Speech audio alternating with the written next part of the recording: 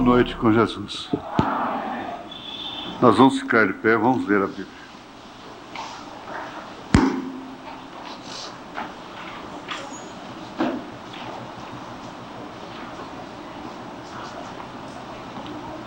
Primeiro aos Coríntios, capítulo 3, onde foi anunciado a partir do verso 1 até o 4.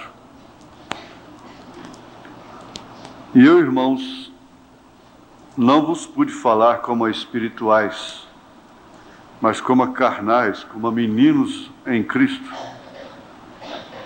Com leite vos criei, e não com manjar, porque ainda não podíeis, nem tampouco ainda agora podeis, porque ainda sois carnais. Pois havendo entre vós inveja, contendas e dissensões, não sois porventura carnais, e não andais segundo os homens? Porque dizendo um, eu sou de Paulo, e o outro, eu de Apolo, porventura não sois carnais? Oramos a Ti mais uma vez, ó Pai, suplicando tudo aquilo que não depende de nós, mas do Senhor. E o Senhor sabe que toda boa dádiva, todo dom perfeito, só pode vir do Senhor, que é o Pai das luzes. Estamos aqui como humanos, portanto falhos, muitas vezes reprovados, e mais do que isto, indignos. Mas, pela representação do próprio Senhor no ofício de Filho, do Cordeiro Sangrento, no trono da intercessão, o Senhor pode nos ver limpos através do sangue e nos dá a graça do Teu Santo Espírito nos falar mais uma vez, mais um pouco, para assim, ó Deus, completar um dia que pode significar a história restante da vida de cada um, Senhor. Em nome de Jesus Cristo, perdoa os nossos pecados e faça cumprir a Tua palavra em favor dos enfermos, dos doentes, daqueles dos quais eu estou entre eles, que ainda são carnais. Em nome de Jesus Cristo, ó Pai, te pedimos esta graça, em nome de Jesus. Amém, Senhor. Amém. Assentai-vos.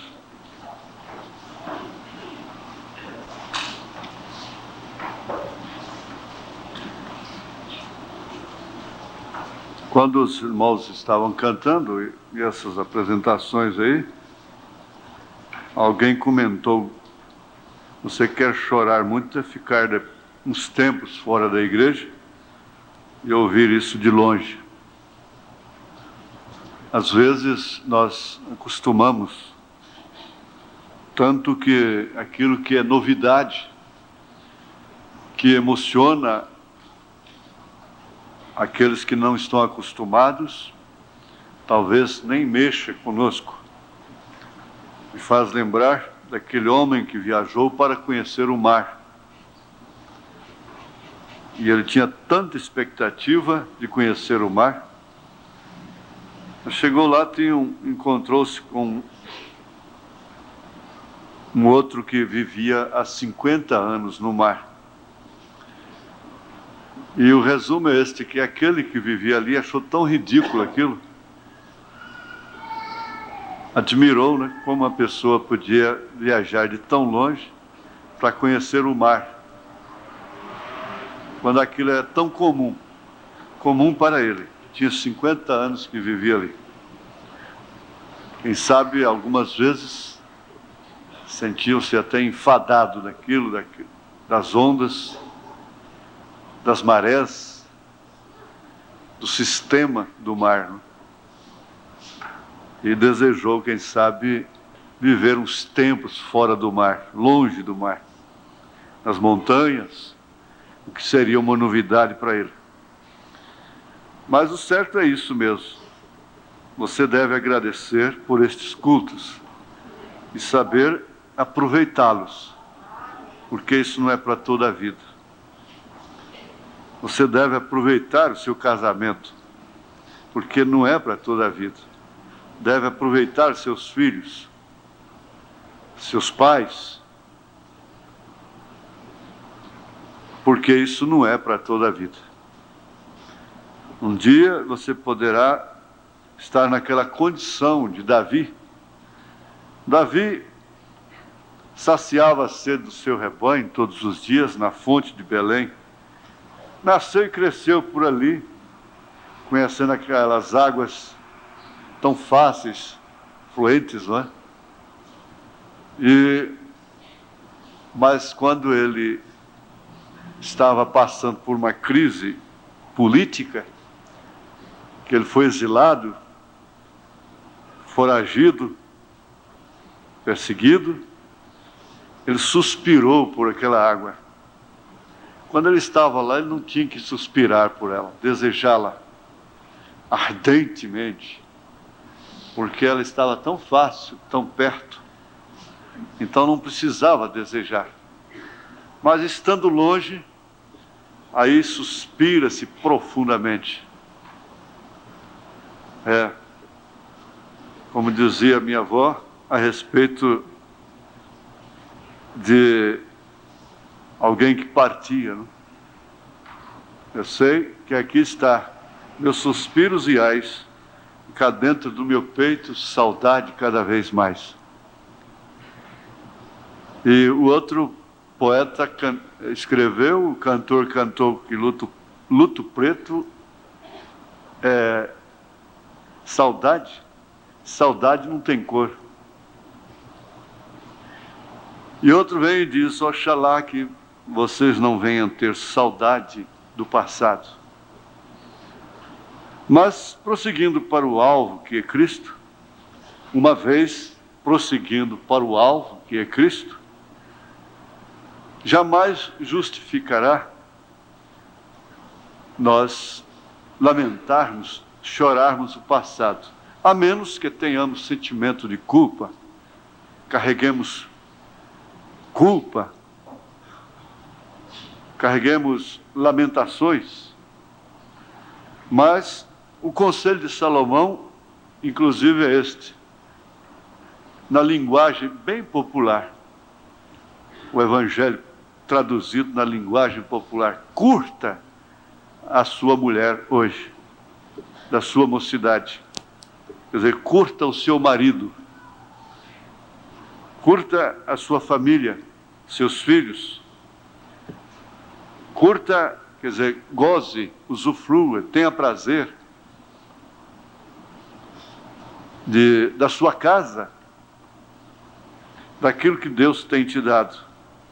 Tenha prazer nos cultos, esquecendo as coisas que para trás ficam, prosseguindo para o alvo que é Cristo.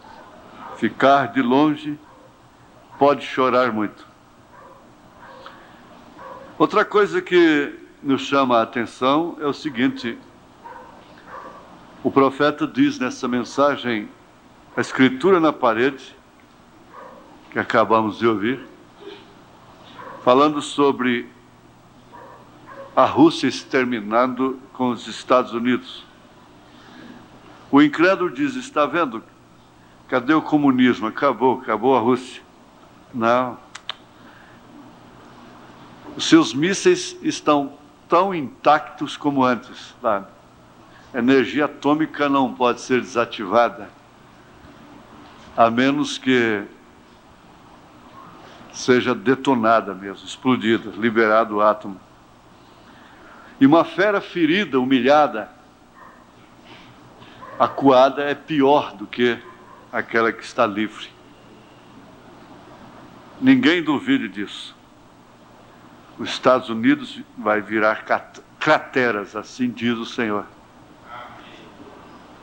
Porque os Estados Unidos, eu estava pensando, se os Estados Unidos tivessem ouvido esta mensagem, esse profeta, eu disse para um americano lá dentro dos Estados Unidos, numa loja lá.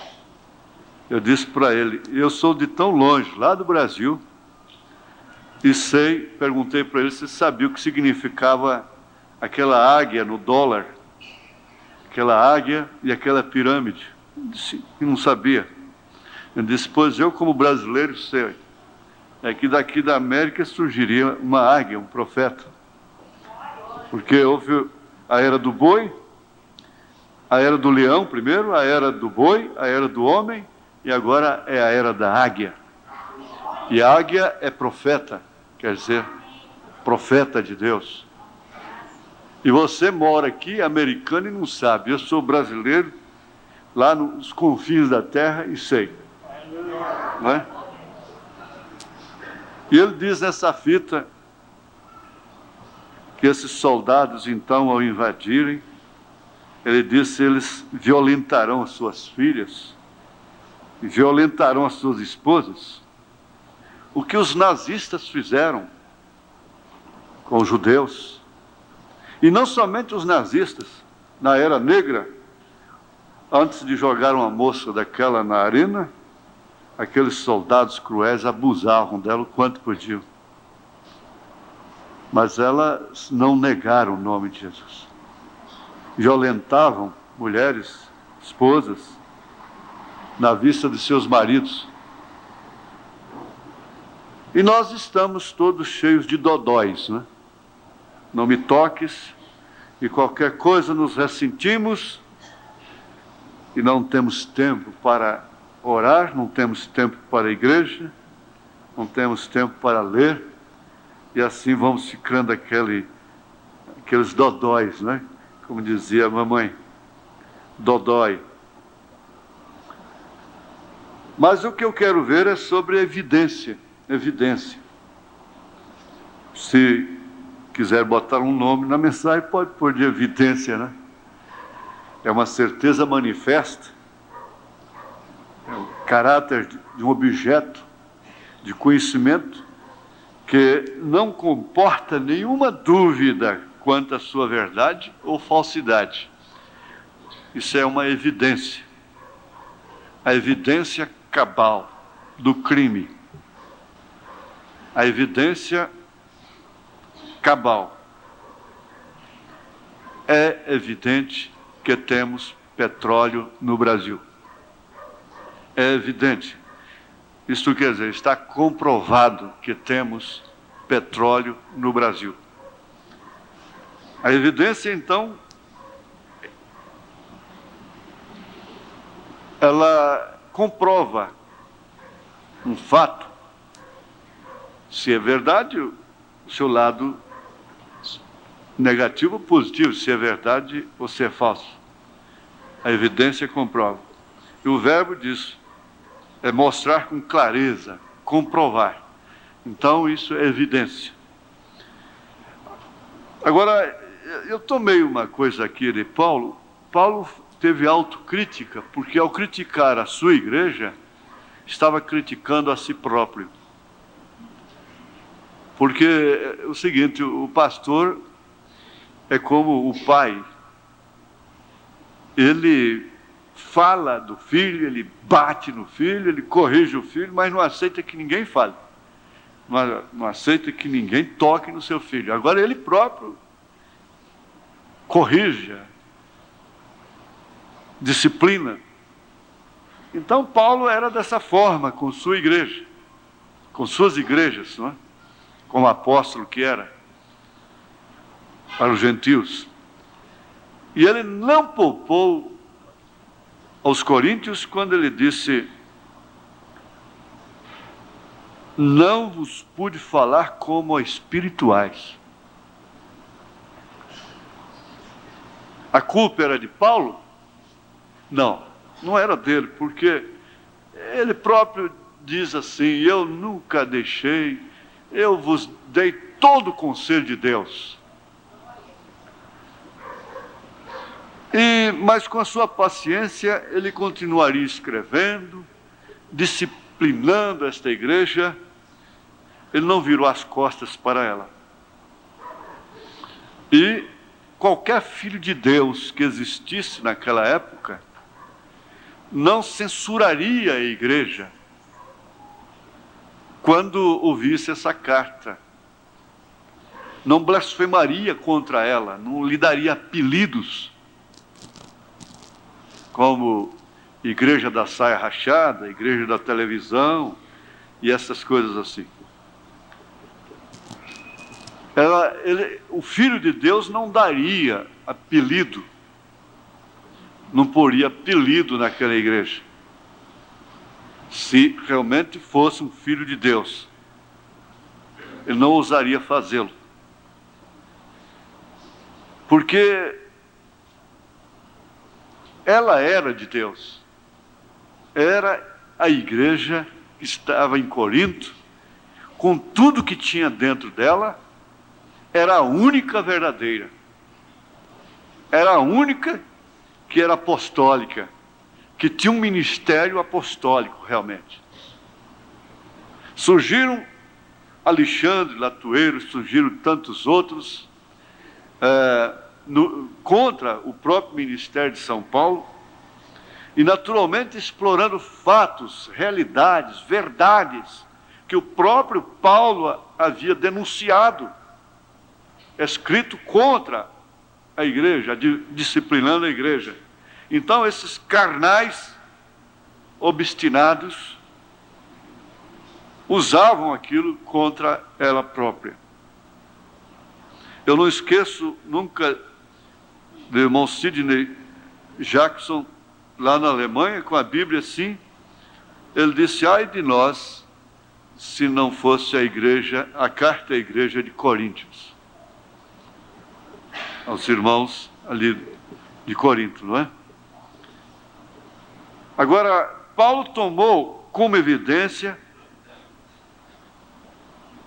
que a sua igreja era carnal simplesmente, preste bem atenção, simplesmente nessa escritura que nós lemos, simplesmente porque havia inveja entre os irmãos, havia contendas e havia dissensões, inclusive política, a respeito de quem era o melhor pregador. Uns dizendo, eu sou de Paulo, outros dizem, eu sou de Apolo, e por fim haviam aqueles que diziam que eu sou de Cristo, mas falavam politicamente também. Ele reprovou a todos, chamando-os de carnais. Isto quer dizer, porque a evidência de que eles eram carnais, o que comprovava que eles ainda eram carnais, é que havia dissensões, contendas, inveja e política no meio deles. Agora, é fácil, numa autocrítica, nós sabermos se somos carnais ou se somos espirituais. Se temos a temperança ou se não temos temperança. Se temos fé ou se não temos fé. Se temos virtude ou não. Se temos paciência ou não temos. Se temos piedade ou não temos. Você tem aquela hora que você se gloria de você. Ontem me dei um desejo idiota de comer sanduíche, um tal de McFish, sanduíche de peixe, né? E enfrentei uma fila, quase uma hora. Falei, mas onde é que eu estou com a cabeça? Eu não sou disso. Eu não tenho paciência para isso. E quando chegou a minha vez,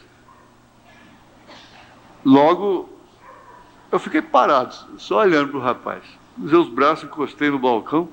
A todos ele atendia na hora, a mim não. Ele começou a atender os outros. No mesmo instante, ele pegava lá e...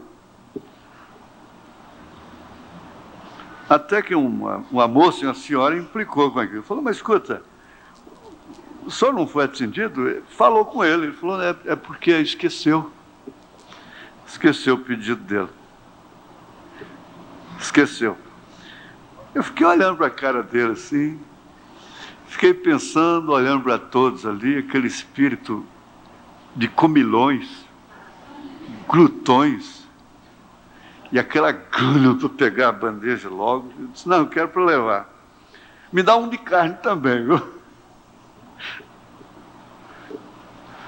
Aí eu fiquei admirando a mim mesmo depois. Falei, mas que coisa, eu devia ter saído e ido embora, deixava ele lá com o pedido. Fiquei lá, olhando para a cara dele, a cara de todo mundo. Eu queria ser daquele jeito durante toda a minha vida.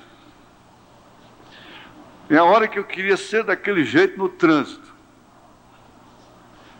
A gente comporta de uma maneira tão amável, tão educada, que a gente fica orgulhoso depois. Mas, meu Deus, tem hora que a orelha queima. Por que é assim, não é? Sabe, parecendo o voo do pica-pau. Pica-pau que voa assim, ó. Uma hora está lá em cima, outra hora está embaixo, fazendo assim, voo do pica-pau. A águia parece que ela voa mais. Tem um voo mais... como é que fala? Como? Mais firme, não é? Não oscila. Se tem que baixar até por causa de uma tempestade, ir lá até lá embaixo, ela vai. Mas depois, ela não fica assim não é? Crente pica-pau. Como diz o nosso saudoso missionário Art Russell Martins. Irmão Brennan nasceu num caso de pica-pau, né? Caso de pica-pau, eu queria falar pau a pique, né? Irmão Brennan nasceu no caso de pica-pau. Você está rindo por quê, irmão? Mas é isso. Então, o crente às vezes fica dessa forma. E quando ele está no alto, ele diz, está vendo o que eu posso fazer? De repente, desce. Afinal de contas, é pica-pau ou é águia? O que você é, Joaquim? Afinal de contas, você tem que saber logo o que você é. Mas Paulo tomou como evidência, preste bem atenção, ele tinha uma evidência que comprovava, que mostrava que ele não podia falar àqueles irmãos como a espirituais. E ele tomou essas três coisas: inveja, dissensão, contenda, dissensão, 4, né, com a política. Para dizer, para afirmar, para ter uma evidência cabal de que eles eram carnais ainda. Agora, sendo carnais, naturalmente teria que ter uma tendência. E essa tendência ele já havia falado sobre ela, escrito sobre ela na carta aos Romanos, no capítulo 8. Ele diz, portanto, agora nenhuma condenação há para os que estão em Cristo Jesus, que não andam segundo a carne, mas segundo o Espírito. Porque a lei do Espírito de vida em Cristo Jesus me livrou da lei do pecado e da morte. Porquanto que era impossível a lei, visto como estava enferma pela carne, Deus enviando o seu Filho em semelhança da carne do pecado, pelo pecado, condenou o pecado na carne, para que a justiça da lei se cumprisse em nós, que não andamos segundo a carne, mas segundo o Espírito. Porque os que são segundo a carne inclinam-se para as coisas da carne, mas os que são segundo o Espírito, para as coisas do Espírito. A inclinação deles é para as coisas do Espírito, não é para a inveja, não é para a contenda, não é para a dissensão, não era para a política. Aí ele bate o prego mesmo. Porque a inclinação da carne é morte, mas a inclinação do Espírito é vida e paz. Então, sua luta era fazer da igreja uma igreja espiritual, não uma santa igreja, mas uma igreja espiritual. Porquanto a inclinação da carne é inimizade contra Deus, pois não é sujeita à lei de Deus, nem em verdade o pode ser.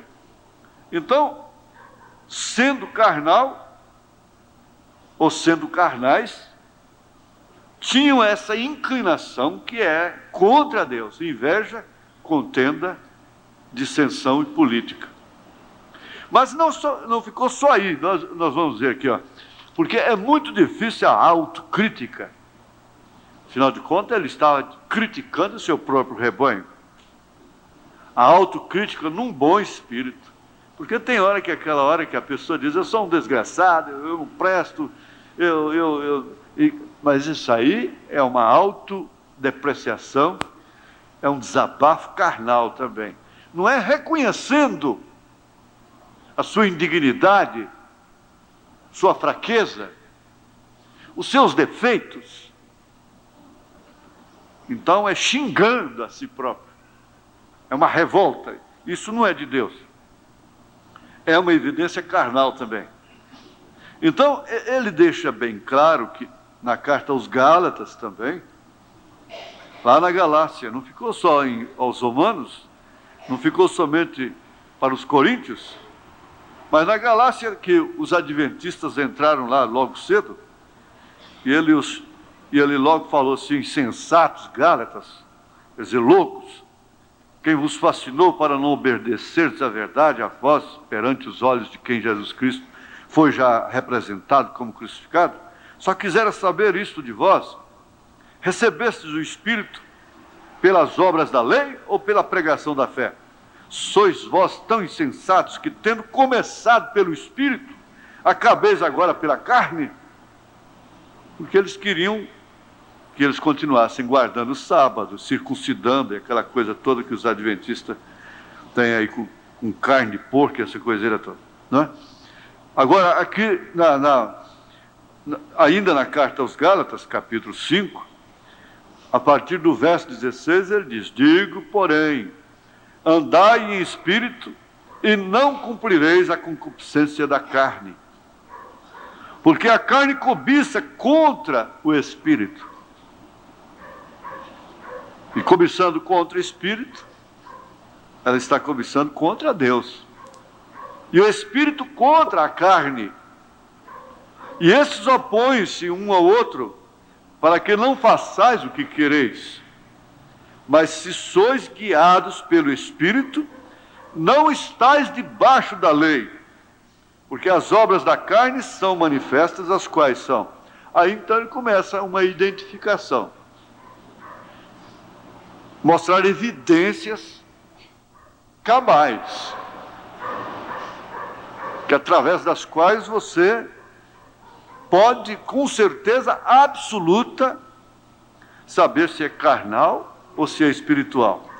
Então ele começa uma série de coisas, começando prostituição, impureza, lascívia, idolatria, feitiçarias, inimizades, porfias, emulações, iras, pelejas, dissensões, heresias, invejas, homicídios, bebedices, glutonarias e coisas semelhantes a essas, acerca das quais, e coisas semelhantes a essas, coisas de carnais, acerca das quais vos declaro, como já antes vos disse, que os que cometem tais coisas não herdarão o reino de Deus. Aí ele tem uma evidência também notória, de que não falha, mas o fruto do Espírito é caridade, que é gozo, que é amor, caridade, gozo, paz, longanimidade, benignidade, bondade, fé, mansidão, temperança. Contra essas coisas não há lei. Mas nós vivemos às vezes como caixa de marimbondo. Se você fica quietinho e trata bem, então tudo bem, eles estão por ali, mas trisca ali, faz alguma coisinha, ferve tudo, a natureza ferve na hora.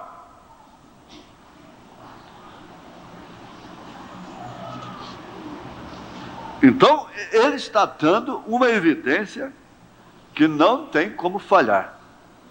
Agora, cabe a nós fazermos a nossa autocrítica. Em 2 Pedro, capítulo 1, muito conhecido também, o Espírito está batendo muito também nisso no rádio, não é? Sobre a estatura do homem perfeito. Então, Pedro começa dizendo, 2 Pedro, capítulo 1, Simão Pedro, servo e apóstolo de Jesus Cristo, aos que conosco alcançaram fé igualmente preciosa, pela justiça do nosso Deus e Salvador Jesus Cristo. Agora, eu gosto sempre de segurar nisso aqui. Aos que alcançaram fé igualmente preciosa. Quer dizer, a mesma fé dos apóstolos. Porque, como ele disse aqui aos Efésios,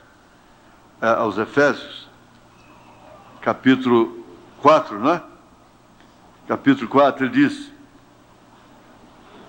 há um só corpo e um só Espírito, como também fosse chamados em uma só esperança da vossa vocação. Um só Senhor, uma só fé, um só batismo. As pessoas que batizam no nome do Pai, do Filho e do Espírito Santo, cita esse versículo aqui, ó, só há um batismo. Mas só há um batismo apostólico, só há um batismo mesmo, é em nome do Senhor Jesus Cristo. Porque eles batizaram em nome do Senhor Jesus Cristo. Só há um mesmo. Porque a fé é igualmente preciosa à dos apóstolos. Porque Elias viria converter a nossa fé à fé dos apóstolos. Você já viu assim, que quando você está falando com uma pessoa, e se ela não está olhando para você, você diz assim, escuta, você vai me ouvir ou não vai? Você vai prestar atenção ou não vai? Eu estou falando para você, você está olhando para os lados? Eu estou conversando com você. Espera aí. Se eu estou conversando com você e você está olhando para os lados, então é sinal de que você não está ouvindo, não está prestando atenção em nada. Espera aí um pouco. Aí você fica assim desapontado, fala, não, eu estou escutando. Quer dizer, você falou 2 mais 2 são 4. Não, ele disse que 4 menos 2 era 2, não é? Então está bem. Igualmente preciosa, pela justiça do nosso Deus e Salvador Jesus Cristo. Graça e paz vos sejam multiplicadas pelo conhecimento de Deus e de nosso Senhor, visto como seu divino poder nos deu tudo o que diz respeito à vida e piedade, pelo conhecimento daquele que nos chamou para sua glória e virtude, pelas quais ele nos tem dado grandíssimas e preciosas promessas. Veja como ele usa ali, ó. Ele está no meio deles, ele está no meio da igreja, pelas quais ele nos tem dado grandíssimas e preciosas promessas, para que por elas fiqueis participantes da natureza divina. A natureza divina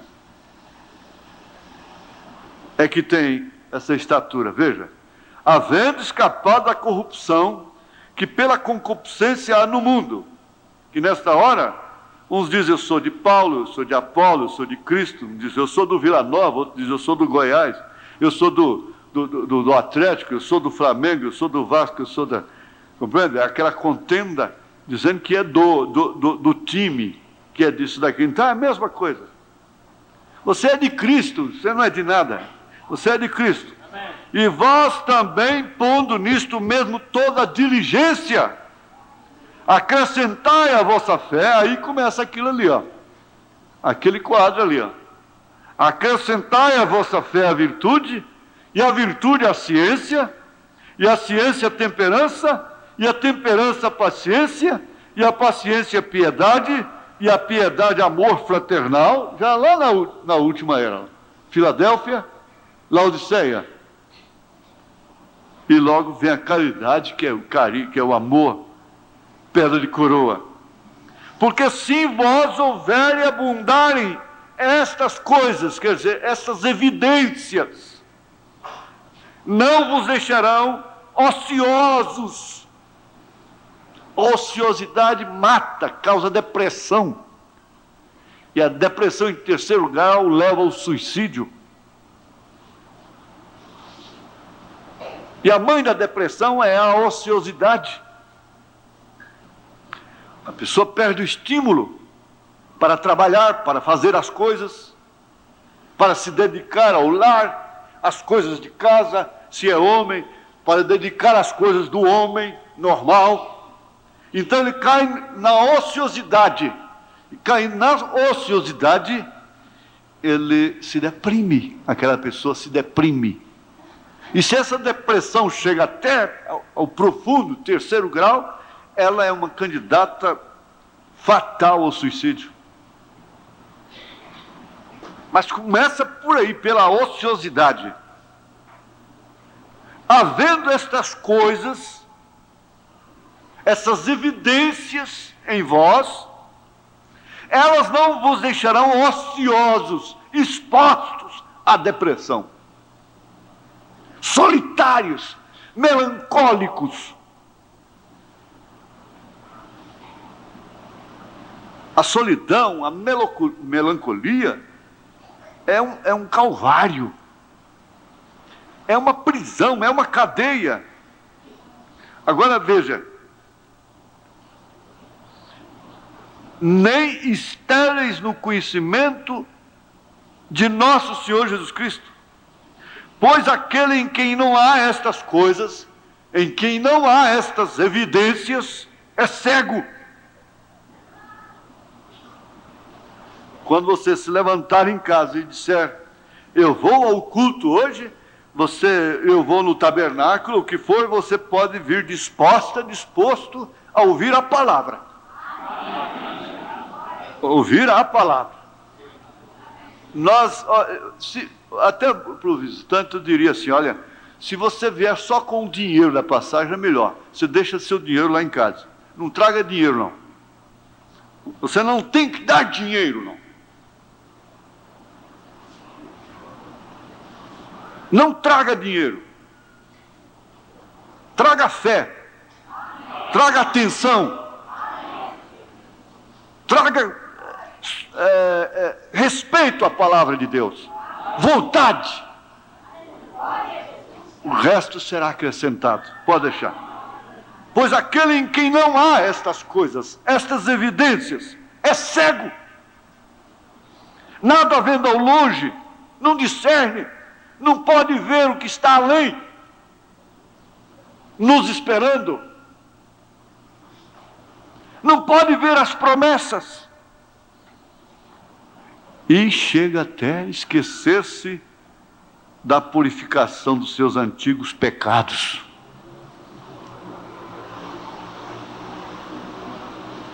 Isso é que o povo, que a humanidade está precisando. Isso é que deveria estar na televisão, que deveria estar no rádio dia e noite.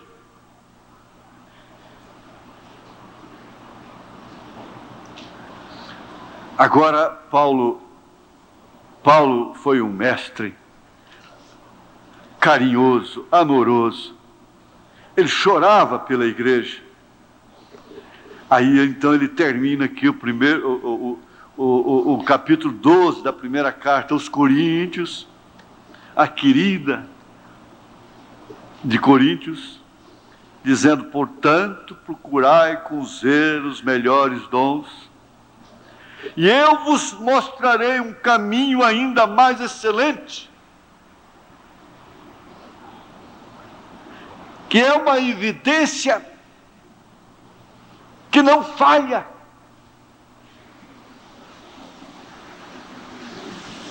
Ainda que eu falasse a língua ou as línguas dos homens, fosse poliglota, não é? falasse todas as línguas dos homens e dos anjos, e não tivesse amor, que é aquela pedra de coroa que está lá em cima, lá em cima, que vai acoplar-se com esse resto do corpo. Ela está separada ali, mas ela vai acoplar com esse corpo nesta pirâmide de fé, virtude, conhecimento, temperança, paciência, piedade, amor fraternal, e vai levá-la para a glória. Vai levá-la para a glória. É um troféu dele. Aliás, por esse troféu ele morreu na cruz. Ele não correu numa pista de Fórmula 1, nem Fórmula Índia, sei lá. Ele não correu num estádio de futebol para marcar gol. Ele carregou a cruz, morreu no Calvário, para adquirir esse troféu. É necessário que atinemos para isso com interesse agora. Nós não somos o homem do mar. Então, ainda que eu falasse as línguas dos homens e dos anjos e não tivesse aquela pedra de coroa, seria como metal que soa, como sino que tine. E ainda que tivesse o dom de profecia e conhecesse todos os mistérios e toda a ciência, e ainda que tivesse toda a fé, de maneira tal que transportasse os montes, e não tivesse essa pedra de coroa, esse amor, essa caridade, nada seria. E ainda que distribuísse toda a minha fortuna para sustento dos pobres, esmolas, e ainda que entregasse o meu corpo para ser queimado, e não tivesse essa pedra de coroa, esse amor, essa caridade, nada disso me aproveitaria. Você deve ser como Cristo. Quando você ama uma pessoa, ama de verdade. O homem, quando amasse uma mulher, deveria amá-la para morrer por ela. E essa mulher, quando amasse um homem, deveria amá-lo, morrer por ele. Porque Paulo disse assim, que ele se entregou por ela. Mas não tem amor pelo que Deus dá. Não tem amor pela casa que Deus deu. Essa casa, tomei nojo dela. Toma nojo do carro, toma nojo da bicicleta, toma nojo das roupas, toma nojo das panelas, toma nojo de arroz, toma nojo de feijão, e afinal de contas tem gosto com o quê? É na oração, é no louvor, na adoração? Nós estamos cansados. Isso desanima o companheiro, a companheira. Isso entristece o Espírito Santo. Hoje nós vimos de manhã que nós estamos vivendo a era dos ingratos.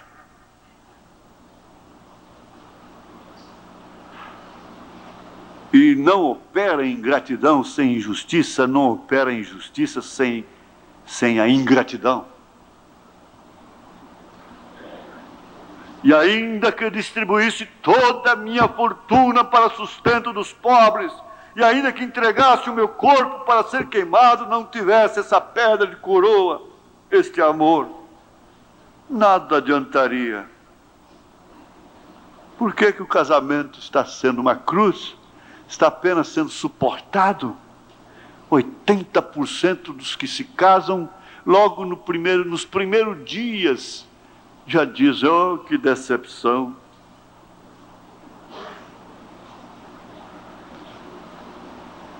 Não existe um ponto mais alto na vida do homem e da mulher do que este. Depois da salvação é isto.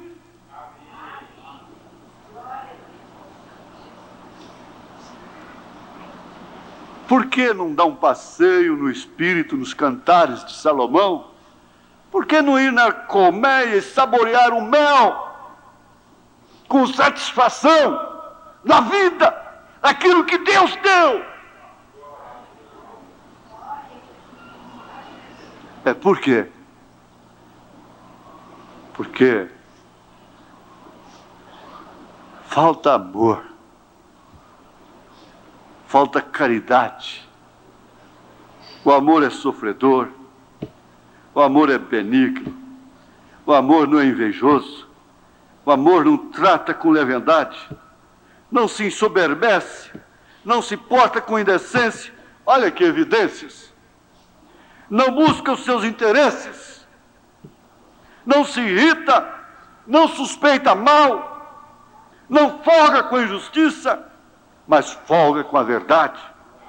Tudo sofre, tudo crê, tudo espera, tudo suporta. Aqui no fim ele diz: agora, pois, permanecem a fé, a esperança e o amor. Estes três, mas o maior destes é o amor. É evidência.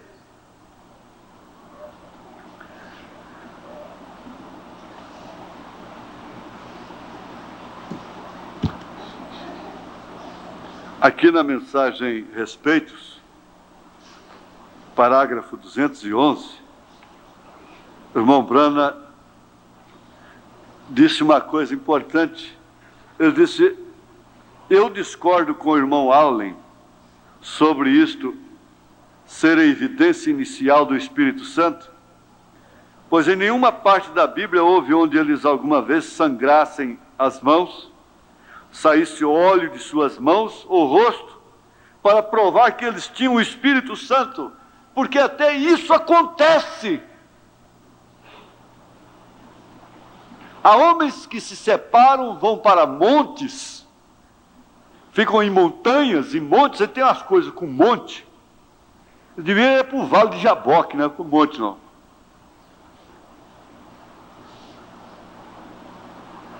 E eles saem de lá santos. E eles fazem...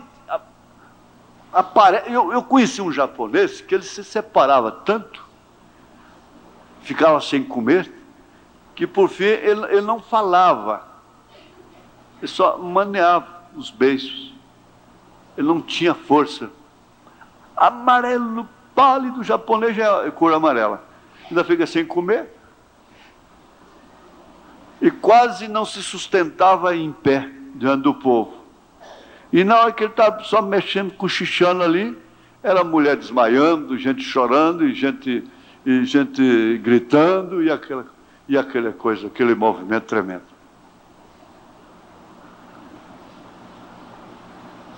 Não é isso. Não é isso. Aparecem homens que fazem fogo aparecer, sangram as mãos na hora que estão pregando, verdadeiros mágicos.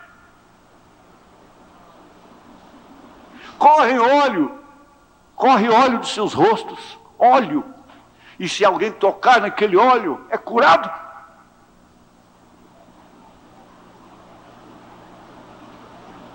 E agora, fazer o quê diante de uma situação dessa? Quantos de nós correriam logo para o altar? Está bem.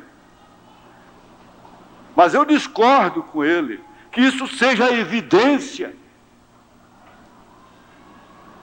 Essa não é evidência. E mesmo os frutos do Espírito Santo, ele pregou por muito tempo que eram os frutos, como já acabei de ler. Até que Deus veio e mostrou para ele que a evidência do Espírito Santo agora é fé genuína na mensagem. Mas é claro que quem tem fé genuína na mensagem está subindo aqueles degraus. A evidência que salvou, que identificou a casa de Raabe como a casa reservada para Deus, não foi línguas estranhas que ela estava falando, Não foi nada disso, foi simplesmente um cordão vermelho que ela tinha amarrado na sua porta. E aquele cordão vermelho falava do sinal que havia o sangue do Cordeiro naquela vida, naquela casa.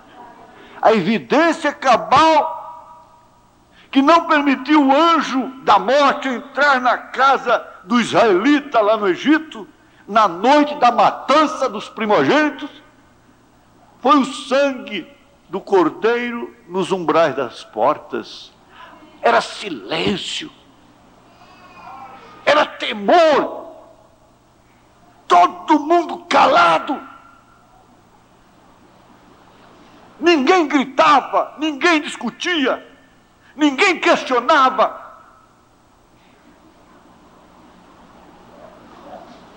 Era um silêncio absoluto. E do outro lado, na casa dos egípcios, era choro, era angústia, lágrimas, desespero, porque havia morte, porque não tinha o sinal nas suas portas, não tinha o sinal em suas casas. E na mensagem o sinal, parágrafo 129, ele diz: se você vai expor o sinal em sua casa, isso é numa mesa redonda, a família concordou?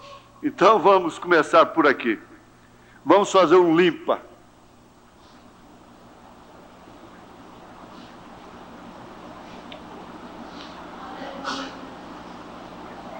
Na mensagem Deus em Simplicidade, que é da série dos 7 selos, a primeira, não é?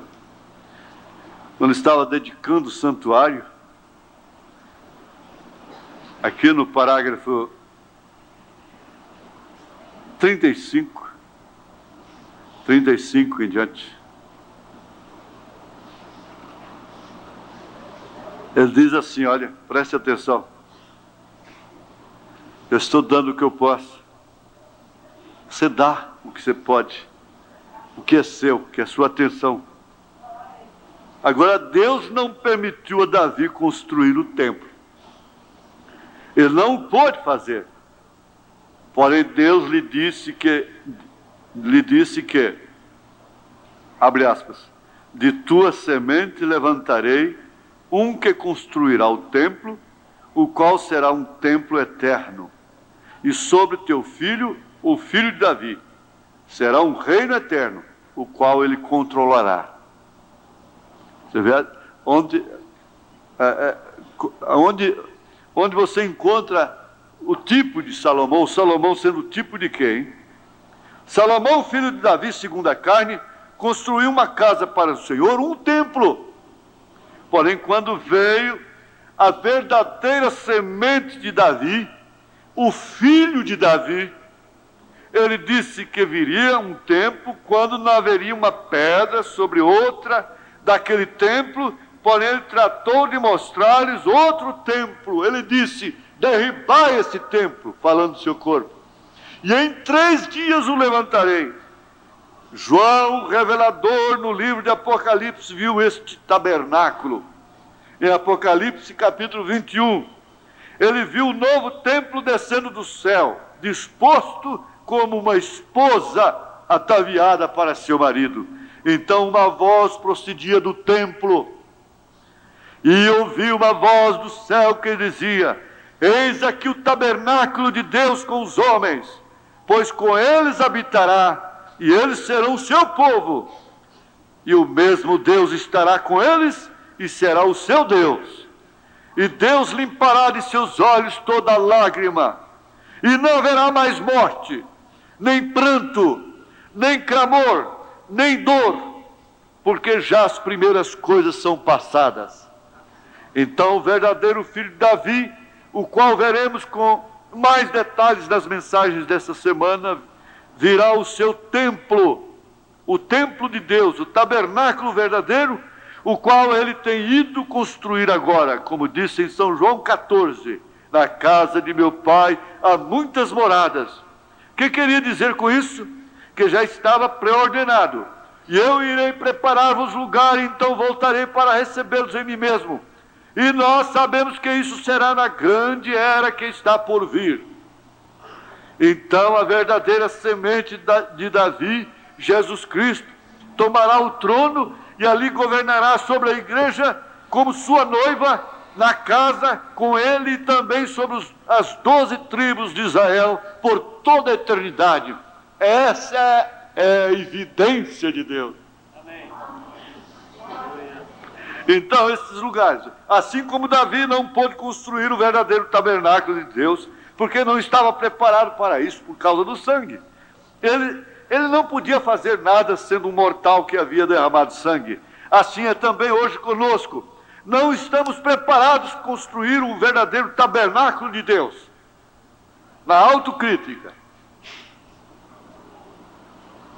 De acordo com as evidências naturais do ser humano. Porque esse corpo tem que ser templo do Espírito Santo. Tabernáculo do Deus vivo. Essa que é a evidência correta e verdadeira. Há um só que pode fazer e ainda está ocupado em sua construção agora mesmo.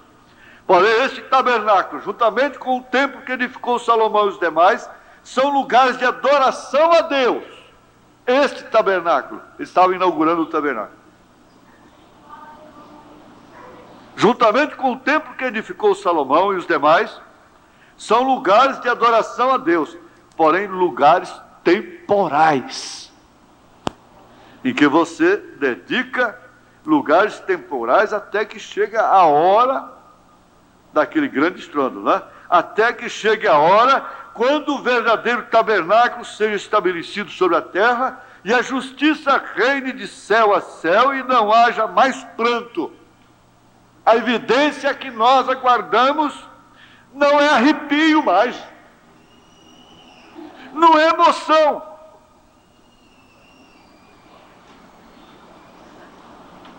Não haverá nenhum culto funerário naquele tabernáculo, nem haverá mais matrimônios naquele tabernáculo, não se dedicará uma criança naquele tabernáculo, porque será um só matrimônio por toda a eternidade.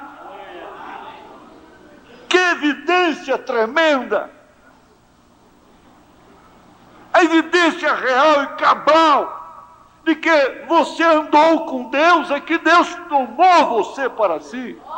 E Enoque andou com Deus e Deus o tomou para si.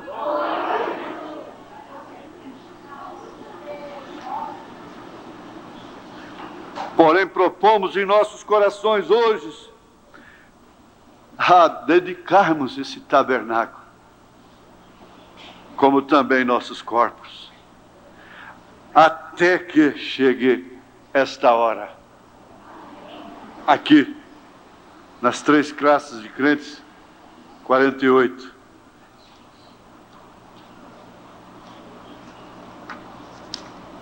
A Bíblia diz que estava plenamente convencido que Deus podia cumprir o que havia dito que ia fazer. Eu espero nessa evidência, sem ela eu estarei morto, perdido. Na condição que Abraão estava, ele nunca poderia ter um filho. Na condição que Sara estava, ela nunca poderia ter um filho. Nós estamos na hora de encararmos a realidade, fatos do impossível.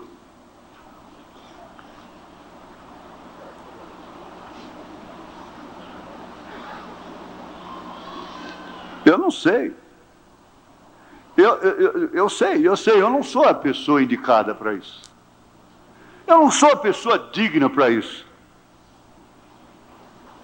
Se existe outra, ela terá que tomar esse lugar para isso. Ou se ele, pela sua soberania, quer me usar para isso, tudo bem. Mas nenhuma tonteria, sem nenhum ismo. Nós temos que caminhar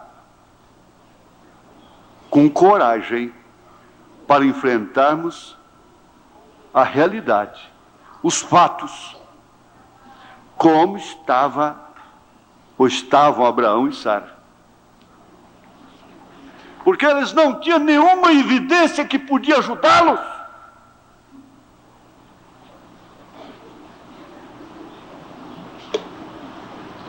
a evidência que Sara tinha para ajudá-la?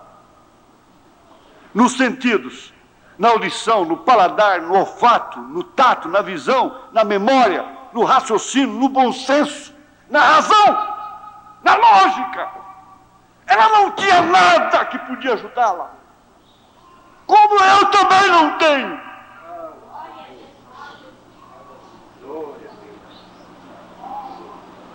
Se alguém que tenha, proponha, venha. Ter a humildade de dizer ei-lo. Mas eu não tenho. Eu não tenho nenhuma evidência para isso. Eu não posso contar com nada. Estou desarmado tanto quanto ele estava desarmado.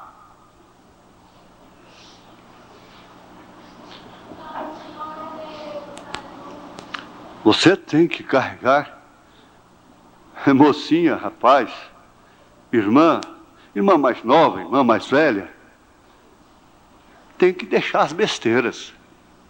Larga as bobagens, acaba com esses sentimentos que te acabam. Outro dia eu disse para a irmã, o que adianta? Não toma conhecimento disso não, irmã. Eu peguei um bilhete assim, de outra mulher, por meu marido, o que eu devo fazer? O que deve fazer é um prato melhor para ele. Isso é que você deve fazer. Não tome conhecimento disso. O que a senhora vai resolver? A senhora pode repudiá-lo depois? A senhora não tem revelação de casamento e divórcio? Pode. O que a senhora vai resolver e ir a fundo com isso? O que a senhora pode fazer?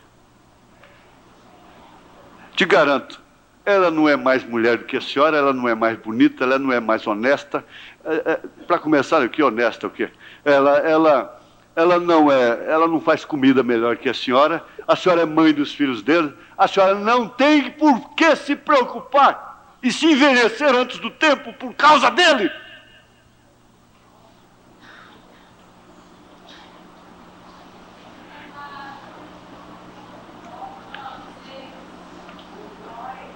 Com qual evidência Sara contava? A evidência lógica. O que ela tinha para pegar? O que Abraão tinha para pegar, meu Deus?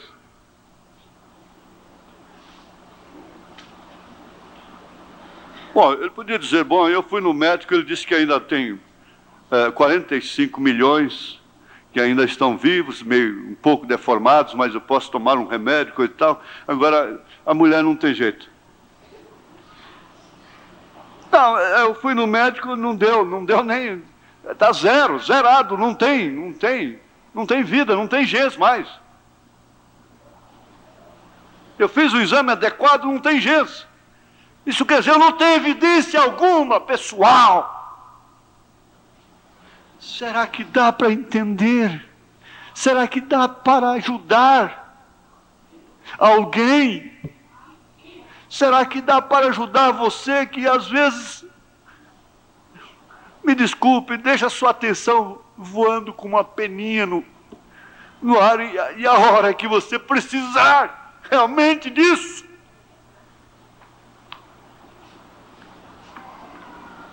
Porque você vai precisar disso uma hora, se não está precisando. Com qual evidência que eles contavam? Os pentecostais estão dizendo, Deus está conosco. Fizemos uma maior catedral da cidade. E elegemos tantos deputados. E elegemos um senador e isso, aquilo, outro. Que evidência tão desastrosa, tão enganosa.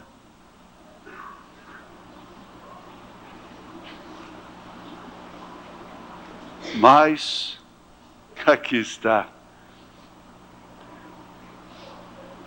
A Bíblia diz que estava plenamente convencido, Abraão estava convencido, que Deus podia cumprir o que havia dito que ia fazer. Essa é a evidência. Essa deve ser a atitude de cada crente nesta tarde. Deus é poderoso para cumprir toda a promessa que tem feito. não fui eu.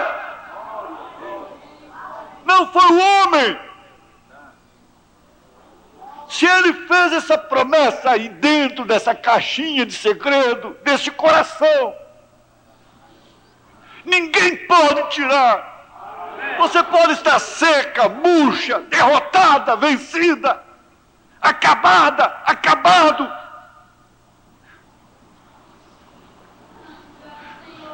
Mas alguma coisa testifica lá dentro de você que você não se troca por ninguém nessa terra.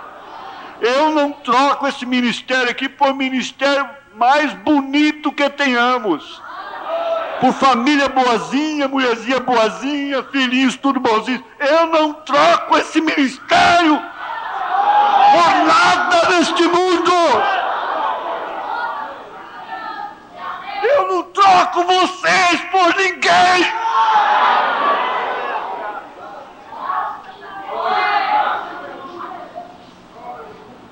E Jesus tomou essa posição com você. Você é errada, você está acabada, você está acabado, mas eu não te troco por Miss Beleza alguma, igreja.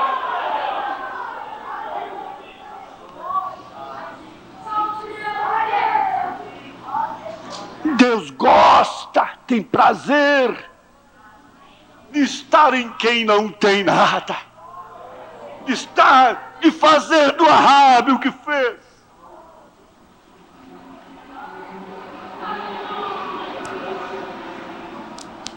Põe isso no seu coração, põe isso. Afinal de contas, você é filha de Abraão. Pode estar encurvada, pode ter demônio no estado físico, mas é uma filha de Abraão. É um filho de Abraão.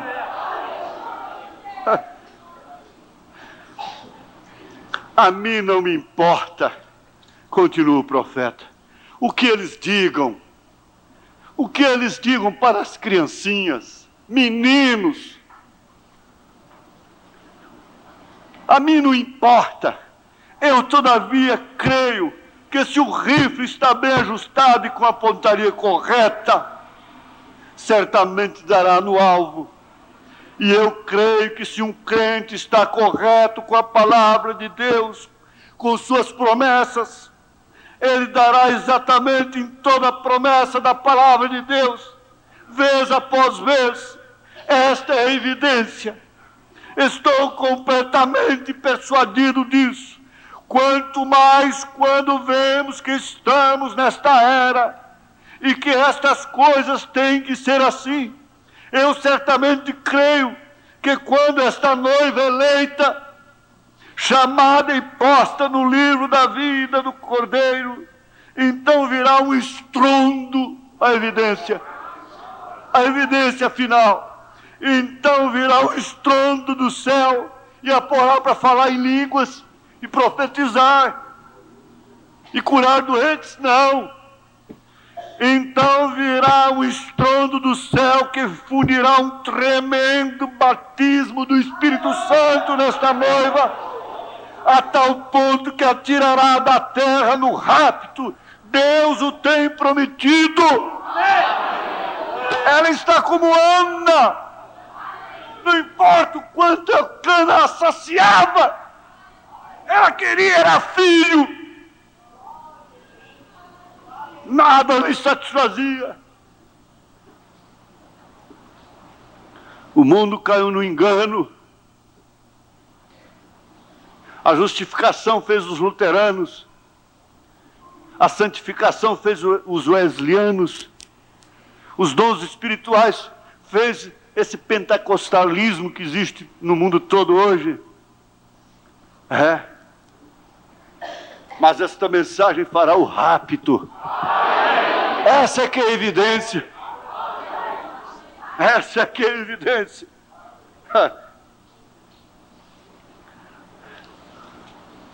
Por último, para finalizar, veja, aqui na perguntas e respostas, procurando, desafiando. Que evidência tinha Abraão?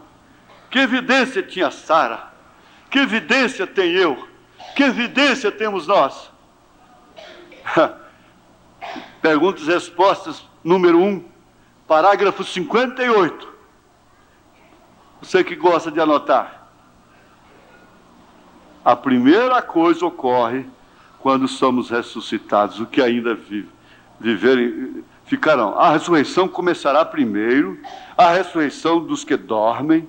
Haverá um tempo para despertar, e os que dormem agora no pó, não os que dormem no pecado, bem entendido, porque eles seguirão dormindo. Eles ficam para a segunda ressurreição. Não se despertam por outro 1000 anos. É Apocalipse 20, a segunda ressurreição. Mas esses que estão dormindo no pó, de 1 Tessalonicenses 4, 13 em diante,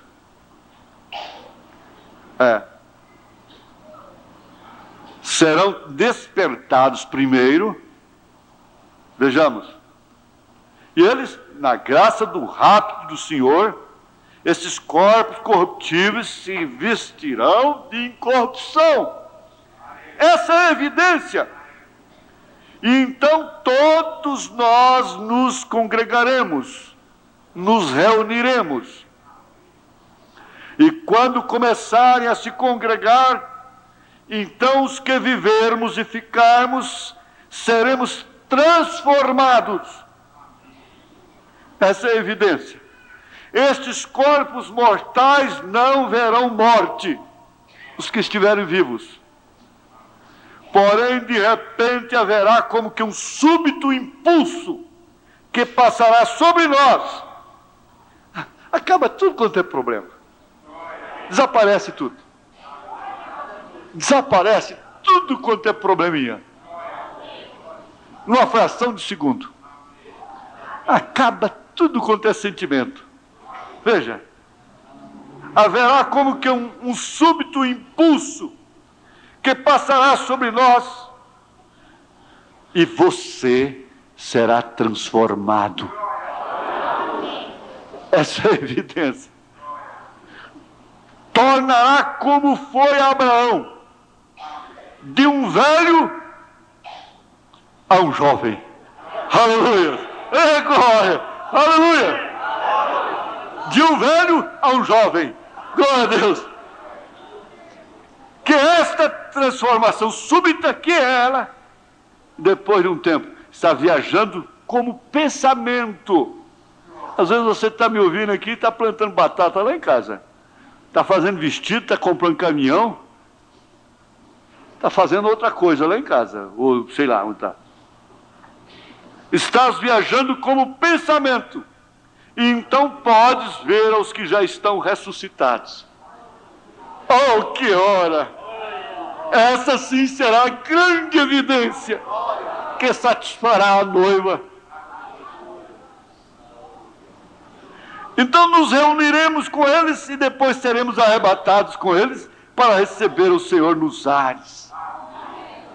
Qual é a evidência que satisfaz a noiva? Qual é a evidência que satisfez a prima órfã?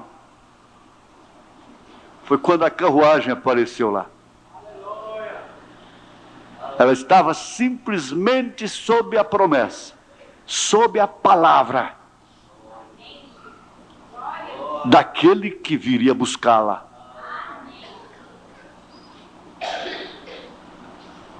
Bom, há tantas outras referências, como parágrafo 61, parágrafo 55,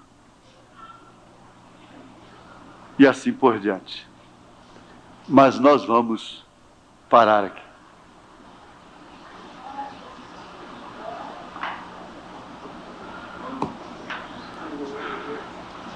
Senhor, meu Deus,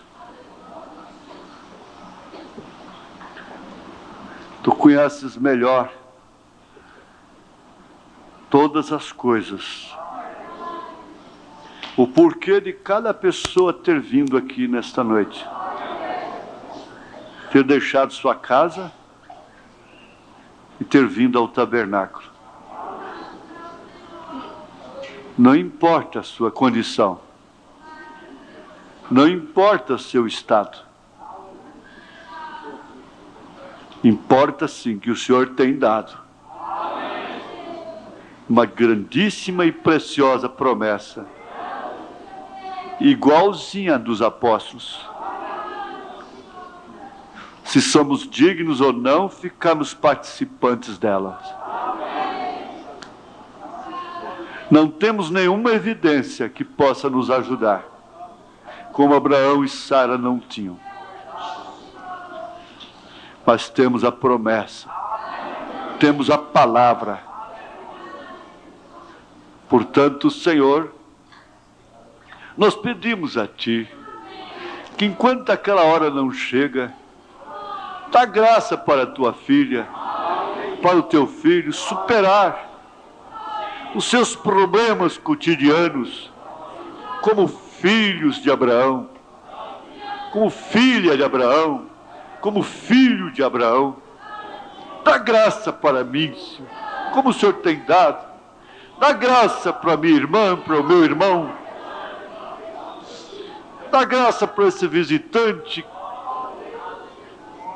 Como diz, pegar o trem já bem adiante, já quase na chegada já do fim, mas ele teve a graça ainda de pegar esse comboio, esse trem.